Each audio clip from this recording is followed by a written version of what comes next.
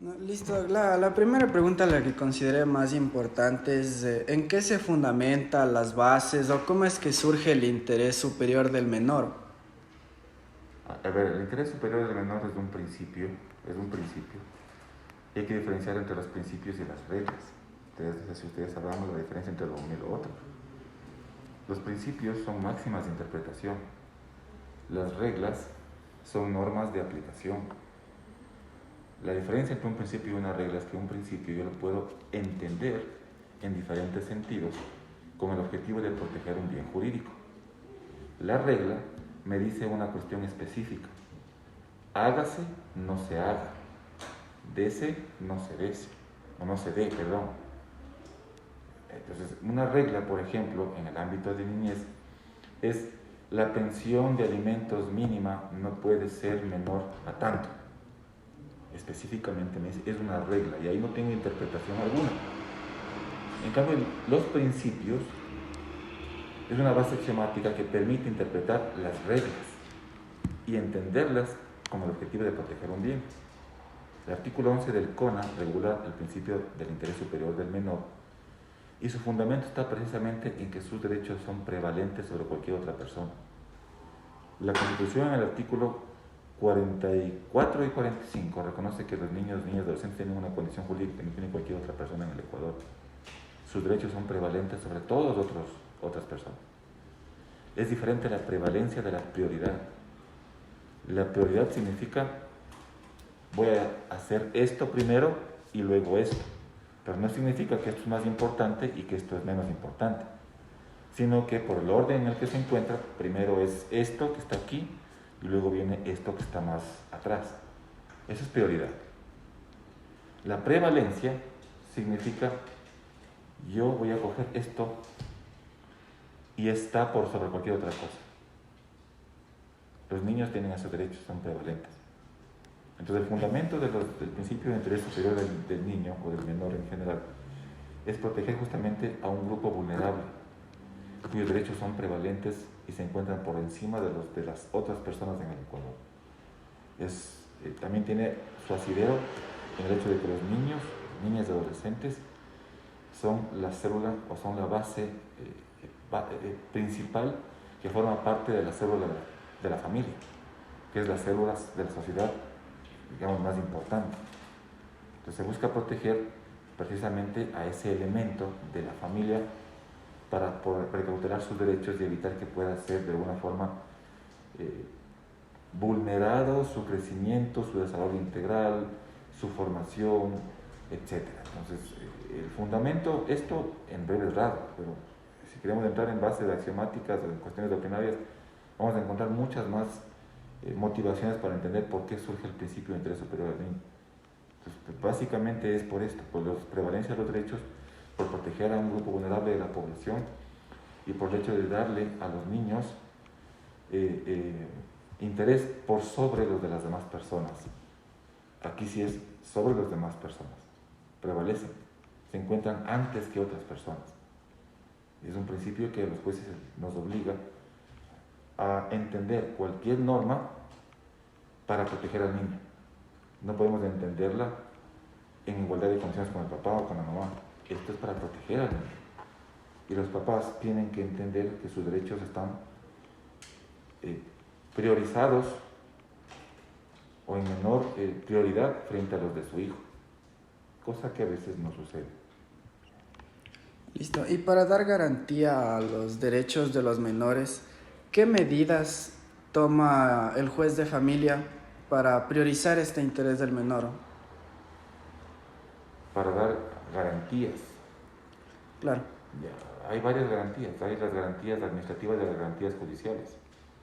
Hay trámites administrativos, la Junta de Protección de la Niñez y Adolescencia, los consejos cantonales de protección, ahí tenemos medidas de protección que permiten proteger los derechos de los niños, y en el ámbito jurisdiccional también tenemos medidas de protección.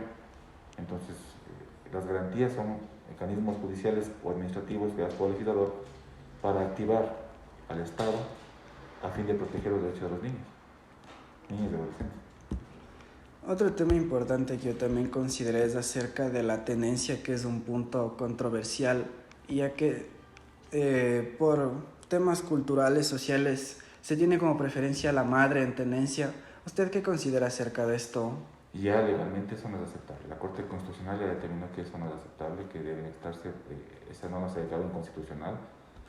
Había una norma en el Código Orgánico de la Adolescencia que determinaba exactamente eso, que en la tenencia debe preferirse a la madre y que desde cierta edad se puede escoger. La Corte dijo no, aquí hay un tema de igualdad entre padre y madre, esto es violatorio del derecho a la igualdad y por tanto ahora tiene que establecerse en igualdad de condiciones en el proceso y el juez va a tener que determinar cuál de los dos se encuentra en mejor situación para proteger los derechos de ese niño, para cuidar por su cuidado. Listo. Y dentro de en el ámbito familiar, cuando se observa que hay casos en los que se abusa del menor, ¿qué medidas son las que se llevan a cabo?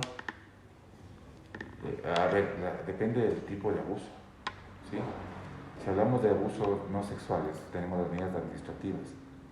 Si hablamos de abuso sexual, tenemos las medidas judiciales. De hecho, en cualquiera de los dos, depende de la naturaleza del abuso y de la gravedad. Puede tener una medida administrativa o una medida judicial. Una denuncia ante la Junta de Protección de la Niñez y la Adolescencia para una medida urgente, para una medida cautelar, o si es que el asunto lo amerita, puede plantear una denuncia en el ámbito penal, donde se iniciaría un proceso por la violación de los derechos de los niños. El abuso a menores es un delito, el abuso sexual, y eso es reprimido en forma inmediata y con toda la dureza que la legislación determina. Entonces, dependiendo del tipo de abuso, tenemos un camino de protección. No es que los niños están desprotegidos, sí tienen protección. Tal vez el problema no es de la norma, el problema puede presentarse en la aplicación de la norma, porque las entidades encargadas de proteger a los niños tal vez no cuenten o con personal suficiente, o con presupuesto, o se encuentran saturadas de trámites, o existe algún tipo de negligencia en el manejo del procedimiento. Pero esto ya no tiene que ver con que la norma no esté bien hecha. La norma, no digo que sea excelente, pero normas sí hay. Lo que puede suceder es que en la práctica la norma no está siendo adecuadamente aplicada o eficientemente aplicada y para eso hay que identificar el problema y buscar el correctivo. Si hay medidas que protejan a los niños del abuso. Y también en los casos que se manejan la adopción en el Ecuador, los requisitos, los complementos o los procedimientos que quiere llevar a cabo la pareja son muy complicados. Sí. De hecho, ese es un tema, una crítica que se hace al sistema de adopciones en el Ecuador, porque se demora mucho. Y ahí viene también un tema de insensibilidad desde un cierto punto de vista, de extrema protección desde otro punto de vista. ¿Por qué? El promedio de trámite de un asunto de adopción, el promedio, en el mejor de los casos, no es menos de un año. Puede llegar hasta 2 o más años. Y eso es como que genera una desmotivación para aquellas personas que están buscando tener un niño. Ahora, eso puede ser desde un punto de vista insensible o puede ser desde otro punto de vista proteccionista. ¿Por qué? Insensible porque quienes dicen que esto es exagerado y está mal hecho, sostienen que es insensible porque el tiempo es demasiado, cuando lo que buscan es darle un hogar a ese niño y velar por sus derechos. Y mientras dura el trámite de adopción, todavía no va a poder la pareja recibir, o la persona que quiera adoptarlo, recibir a ese niño para protegerlo. ¿Sí? Todavía se va a encontrar en un hogar temporal, en una casa de acogida, etc.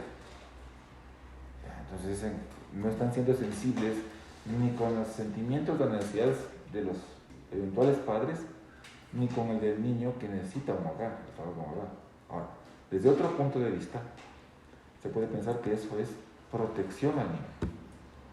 Porque si yo quiero un hijo, tengo que pasar todos los filtros posibles, porque le estoy entregando no un perrito de albergue en adopción, le estoy entregando la vida de una persona de la que se va a hacer cargo, no como los animales que adoptan en Navidad o cualquier fecha del año, y a los 3 o 4 meses, cuando ya empieza a hacer travesuras, lo botan.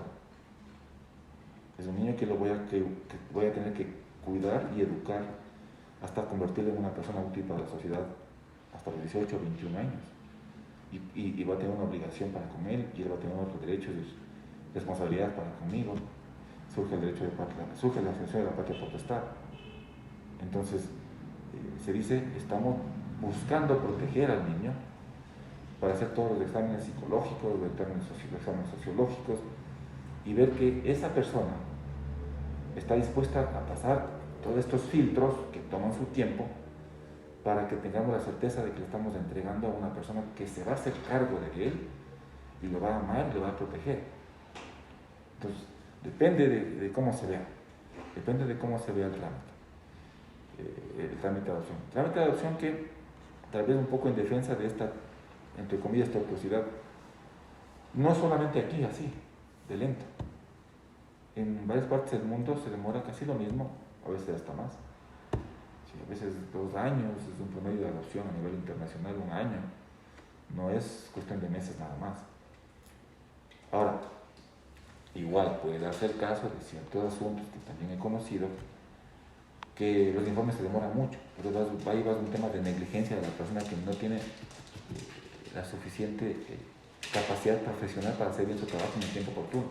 Pero es otro tema. La adopción, depende de la vista o del cristal con que se vea, su trámite puede verse como insensible o como proteccionista. Mejorarlo sí, pero habría que proponer, si queremos hacerlo más rápido, si queremos hacerlo más ágil, tenemos que compensar esa agilidad con filtros de protección.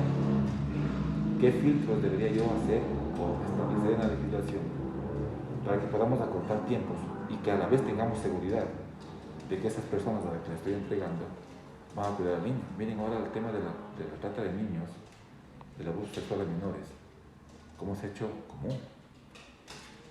¿Qué tal si nosotros, con la buena intención de entregar un niño a una familia, a corto tiempos, y se me pasa algo, y le entrego a ese niño a una red internacional de pornografía infantil? No lo protegía el niño. Entonces, es discutible el tema de que el trámite sea lento por el hecho de proteger. Pónganse ustedes en el plano de la vida de estos niños está en sus manos y usted va a decidir si le entrega a esta persona. ¿Y qué tal si después de 1 año usted ve que ese niño aparece en pornografía infantil o muerto? Usted es la autoridad que dispuso la adopción. ¿Qué le parecería? ¿Vivir con eso toda la vida? Pensar que el tema es tan sencillo como se pinta.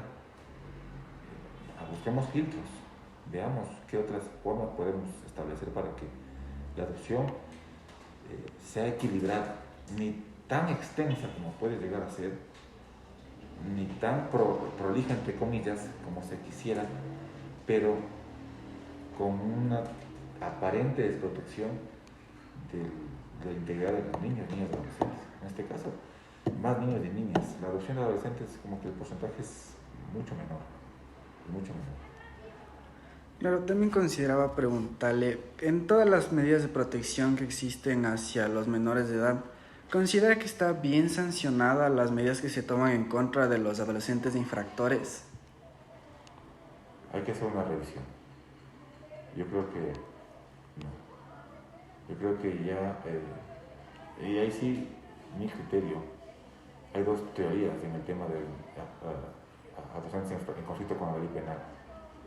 La primera teoría determina que ellos no deben ser tratados como adultos porque son niños, según la Convención de Derechos del Niño, son niños.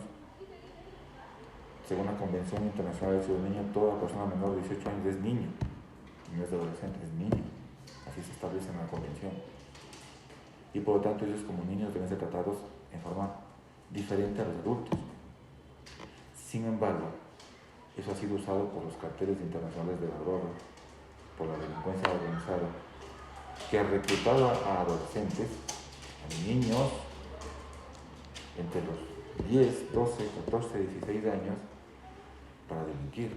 Y como tienen un tratamiento diferente, obviamente la norma penal es más benigna con ellos. La pena mayor para delitos graves para un niño es de 8 años, para delitos execrables. ¿Sí? Es más, no creo que es 8 años. Yo tengo que revisar el CONA. Me parece que es 4 años. Solo 4 años. Entonces, una persona, un adolescente que mata, que viola a otro adolescente, porque ahora se está viendo eso,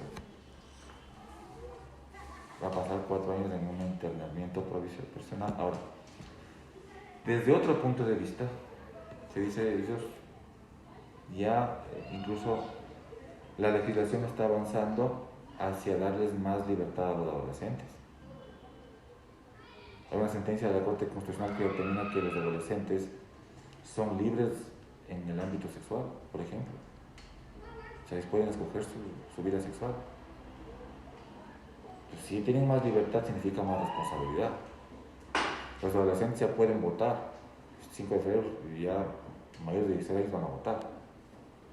Entonces, así mismo como tienen más libertades y más oportunidad de integrar la sociedad, eso debe ir de la mano con la responsabilidad que debe estar a la par de sus derechos. Si tengo más derechos, si voy a ejercer más derechos como un adulto, entonces también debo responder como adulto. Y esto no es nuevo. En Estados Unidos hay estados donde se juzga a los niños, adolescentes, como adultos. Les ponen las penas de adultos, dependiendo del tipo de infracción. El asunto no es sencillo, es bastante complicado. Pero sí creeríamos que sí deberíamos hacer una diferencia en aquellos casos en los que el adolescente ha cometido actos deshumanizantes o deshumanizados. Quien es un sicario, adolescente sicario. Hay adolescentes, hay chiquillos de 16 años que andan armados y van y matan. Y sin piedad y sin contemplación alguna. En este caso, incluso hasta su rehabilitación debería ser más extensa, pensando que puede rehabilitarse, debería ser mayor. Ahora, también es un tema, el sistema de rehabilitación en el Ecuador no funciona. Y si no funciona para adultos, tampoco funciona para adolescentes. Entonces, hay muchas cosas que hacer en esta situación. Personalmente, yo creo que, sin irme al extremo de decir no, tratémoslos como adultos a los niños y adolescentes, sí deberíamos hacer una defensa respecto de ciertos crímenes que son graves. Y esos crímenes tenerles como que una excepción a la regla y tratarlos de forma diferente, para de alguna forma buscar proteger a ese mismo niño de su formación. Ahora hay campamentos donde los carteles de la droga reclutan a niños y los enseñan a disparar y les enseñan a matar. Entonces, para ese niño que es reclutado a los 8, 9, 10 años, cuando llega a los 16 y es apresado, son 6 años al menos de un lavado de cerebro que no voy a poderlo quitar en 4 años. Va a ser difícil. Para quitarle eso de la cabeza, para hacerle entender que lo que hizo estuvo mal, porque él va a entender que estuvo bien. Sí, miren ustedes en México cómo se están dando las fiestas de cumpleaños de niños con su temática es el Chapo Guzmán. Y salen con armas de juguete y con la foto de los delincuentes narcotraficantes y todo el mundo bravo y los traitas le aplauden. Entonces, estamos romantizando y haciendo entender que eso está bien. Y para ese niño, tener un arma de fuego en sus manos y disparar va a ser algo que él va a sentir que es digno de aplaudir y de elogiarse, porque desde que estaba en los 5 años, me hicieron mi primer cumpleaños, me aplaudían porque estaba con una pistola en la mano y disparándoles a mis amigos. Claro, le disparaba en esa época balines, agua o cosas que aparentemente son ofensivas, pero el hecho de darle una pistola a ese de juguete es entregarle ya una herencia de violencia a ese niño. ¿Cómo le quito eso después? En 4 años de rehabilitación, según el código, la pena máxima. ¿Cómo le quito? creo que es de 8 años la máxima, 4 la mínima. ¿Sí? Es de 8 años la máxima, 4 la mínima. Entonces,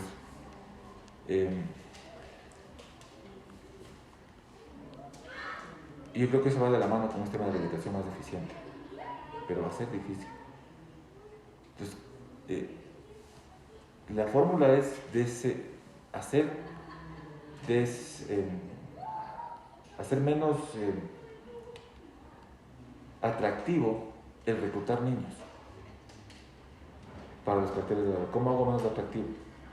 Reformando la ley diciendo, si usted, adolescente, comete este tipo de delitos, usted va a responder tal cual un adulto. Entonces, con eso los carteles de la droga, la delincuencia organizada, ya no va a invertir en un niño, porque al final de cuentas es como contratar a un sicario adulto. Y de alguna forma se podría hacer menos atractivo, que no haya más incentivos a esto. Pero ahorita la legislación como está, como que es un incentivo. Entonces, yo creía que es llegar a un punto de equilibrio. No me voy por la teoría de respondan todos como adultos, porque yo soy consciente de que los niños están en un proceso de formación, no tienen todo su psique debidamente clara en ciertos temas, porque están formándose, y también son un producto de la sociedad. Y si la sociedad que tenemos está corrompida, no esperemos que los niños y adolescentes no sean igual. Entonces, pero sí hay que buscar un punto de equilibrio, creo yo, que sería necesario. Claro, entonces a comparación de otros grupos de atención prioritaria, considera que los menores de edad deben estar en un punto superior a los demás, por ejemplo, personas con enfermedades catastróficas o discapacitados, porque puede haber menores que pueden abarcar incluso un grupo más de atención prioritaria. Y ya dije eso. Los niños y adolescentes son prevalentes frente a cualquier otro grupo de atención prioritaria. Sí. Y como una última pregunta es, ¿por qué la Unidad Judicial de Familia trabaja en conjunto con una oficina técnica? Me parece que es la única que elabora así. Porque esto en el código, normativamente se establece, pero en la práctica es porque necesitan tener el apoyo de especialistas en materias sociológicas, en materias médicas, en materias psicológicas, para tomar mejores decisiones. Porque no es lo mismo resolver sobre el patrimonio de las personas o sobre la libertad de los adultos. Estamos hablando de un tema bastante complejo. Hay que ver, precisamente en el tema de los infractores, este adolescente, ¿cuál fue su realidad en su hogar? ¿Fue violado antes de él violar? ¿Fue maltratado antes de él matar? ¿Hubo consumo de droga en su casa? Entonces pongan bien, existe un informe social para que el juez le dé herramientas para que él pueda poner una pena acorde con las circunstancias del menor y para que su pena se constituya en una rehabilitación, no en una pena. De hecho, siendo más técnico en el uso del lenguaje, no hablamos de penas en el ámbito de niñez y adolescencia, hablamos de medidas socioeducativas. No hay una pena. La Corte Constitucional diferenció claramente que en el ámbito de niñez y adolescencia hay una medida socioeducativa lejos del ámbito penal. No se aplica lo penal sino en cuanto al procedimiento y en cuanto a las tipificaciones, pero con un matizaje diferente. Entonces no es una pena como tal, es una medida socioeducativa para volverlo a educar, a introducir en la sociedad. Entonces yo creería que debemos tratar de entender que la problemática de la niñez y adolescencia no es una problemática simple y hay mucho por hacer, y dentro de esas cosas que hay que hacer también es potenciar el ámbito de los informes, porque en muchos casos, y ahí va el tema de justamente hay que diferenciar entre lo que debe ser y lo que es. En el ámbito del derecho nosotros tenemos que estudiar en la teoría lo que debe ser, pero en la práctica a veces es diferente. En el tema de la unidad técnica que lo estamos tratando, a veces hay especialistas técnicos que no hacen lo que deberían hacer y miran sus informes como meros documentos propios de un proceso y le dan una ritualidad cuando no se dan cuenta que con ese informe están poniendo a disposición de la justicia la vida o el proyecto de vida de una persona. Un informe mal hecho puede determinar que le entreguemos la tenencia del niño a quien lo está maltratando. Un informe mal hecho podría determinar que le demos la pena máxima a quien fue su primera equivocación y fue un asunto que no significaba gravedad y le pusimos la medida socioeducativa máxima de 8 años. Entonces, las medidas de medida técnica nos permiten entender todo este conjunto de vivencias, de emociones que están dentro de la cabeza del niño y adolescente y alrededor de su núcleo social, para que después pueda tomar la decisión, no solo viendo la ley. El asunto de niño y adolescencia es un asunto complejo, porque no solamente veo la ley. Y voy a hacer una cuestión, y yo estoy consciente de que yo tengo un juicio sobre una escritura pública de un terreno. Este terreno cojo, este terreno nadie se puede llevarse al hombro. Veo el documento, cojo el código y no me interesa, sino únicamente lo que está en el documento y lo que dice el código. Y si el código dice blanco, tiene que ser blanco, y si el código dice negro, tiene que ser negro, y el terreno será de quien corresponda según el color que estoy diciendo. Pero en el caso del niño y del niño adolescente no puedo únicamente basarme en lo que dice la ley, sino entender esta ley en el contexto social, psicológico, emocional, médico de ese niño.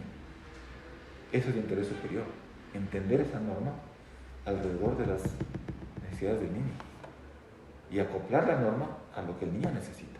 Obviamente, el interés superior no alcanza cuando está en contra de norma expresa.